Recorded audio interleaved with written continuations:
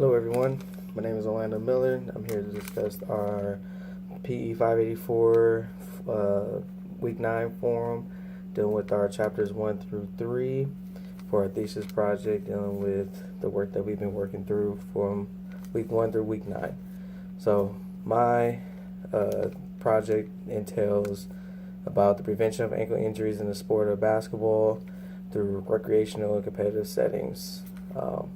So for the introduction, my purpose of this project is to examine the measures of high school and college basketball players to take to prevent ankle injuries during basketball activities. My research questions dealing with this aspect is what strength training measures are taken by high school and college basketball players to prevent ankle injuries, and then what ergonomic measures are taken by high school and college basketball players to prevent ankle injuries.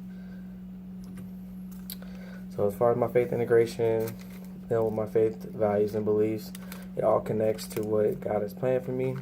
I believe that He has given me a calling to help these kids and athletes, to educate them as far as on the court as well as off the court, in telling what to expect for injuries as well as life expectancies. And then my faith brings me joy. Christian-based values entails me that just be truthful, be helpful, be humble. And then my study shows the testimony. I've been through the aspects of dealing with ankle injuries, and I want to pass on the knowledge and the knowledge that I've learned from my previous educational purposes into my kids as well. So, to start off, one of my first scholarly articles is by Mr. Miller from and his other colleagues. The article is about lateral ankle instabilities. So, basically, the purpose of this article was basically to identify lateral ankle instabilities as a long-term complication from plantar infection, inversion stress, and injuries to the ankle. What that entails, more so of how the foot is planted, how it's pushed off, what it needs to do as far as like planting foot down and expressing force and pressure. The procedure / method of this was basically using the Rice method, different types of surgical and non-surgical treatments, depending on the severity of the ankle. All depends on if it's a first tier or second tier ankle sprain. Meaning that if it's a minor ankle sprain, you can deal with the Rice method. If it's not a first tier, second tier, then it has to deal with either a surgical base or sometimes some non-surgical bases that entails other methods. The participants, as well the results from this, was adult athletes from different schools, different colleges, and then from the results, the lateral ankle instability can occur repeatedly and sometimes severely on the same ankle which was previously injured or treated.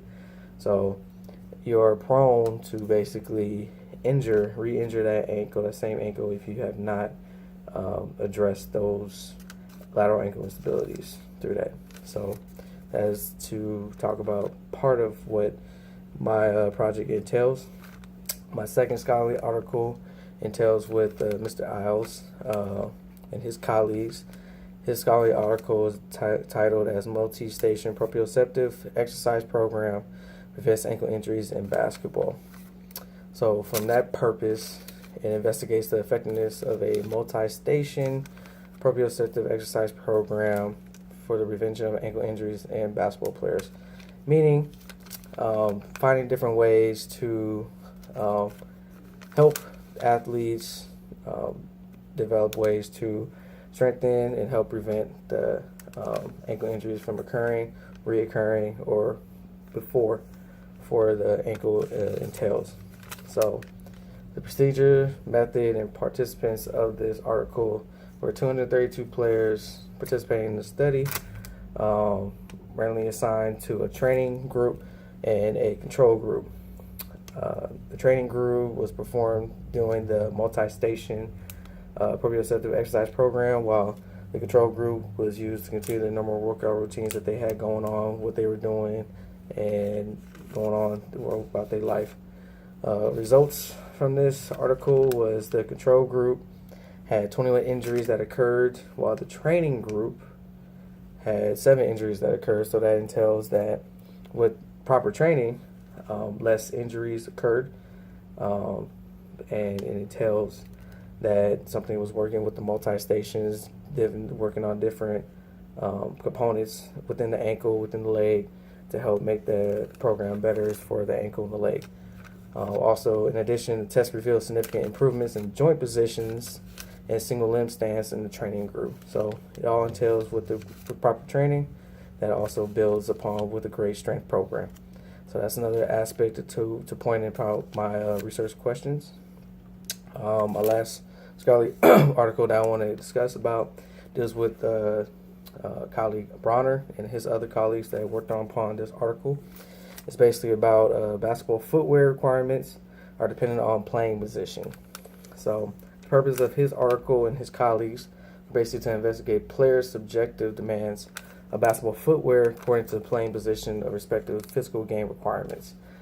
In long term and short terms, basically talks about how different positions like to have different type of footwear or basketball shoes that help work best for them and their abilities to have peak performance in the basketball floor. The procedure, methods, and participants from this was a questionnaire, a survey of 165 basketball players of the same skill level was carried out. The questionnaire was divided into 3 sections about their subject profile, athletic demands of playing position, and basketball footwear. So they used a X2 test and a Crystal Wallace test, used a statistical evaluation of a non-parametric data. Basically, all that entails is to talk about what they prefer. What do they prefer upon their aspects on shoes, what shoes work, and then what also entails for them to make them better and improve to their performance to help better themselves. So from the results of this was they showed that three playing positions, the guard, forward, and center, had different physical profiles, which leading to the notion of what type of footwear is needed and what they wanted. So with that meaning, each position had specific qualifications on what they would like their shoes to fit better for them and what works for them. For instance, a guard will basically want low tops or something pertaining to a lighter weighted shoe so they can move quickly, move their speed, agility. Whereas a center, you like a more centerfold base type of shoe, low gravity type of shoe where they can just grab up, go down, up and down to better their jumping ability and working towards what works for them. And so we'll do those articles just to give you a base as far as for my methodology, what my project will entail.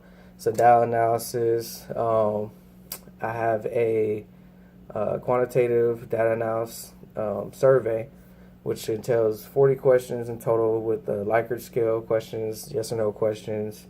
The participants that I have for this data collection aspect would be high school and college basketball players, both boys and girls, so you can give a different outlook on what each of them has to say about the survey as well as what it is.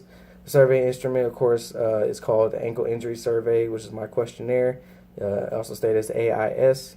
The procedures, basically utilizing APU to get everything squared away, get it checked off, giving the athletes and the kids that I have that are high school, give the parents their forms, consent forms, so they can sign off, as well as the student and as well as my college players that I'm utilizing. Have them back to me, get them going, make sure they're all signed and ready to go, pass it out to the surveys to them, whether it's through web-based or person to person, get that back to them. I will receive that within the next 2 to 3 days. If it's web-based, between the next 2 to 3 days, or if it's person, they can hand it back to me within the next 3 to 5 minutes. That's how long it takes. And then I'll have to gather my information from there. So that is what is my thesis project for my chapters 1 through 3. I hope everybody is doing well with theirs. Everybody, good luck, and thank you for listening and enjoying this. Thank you.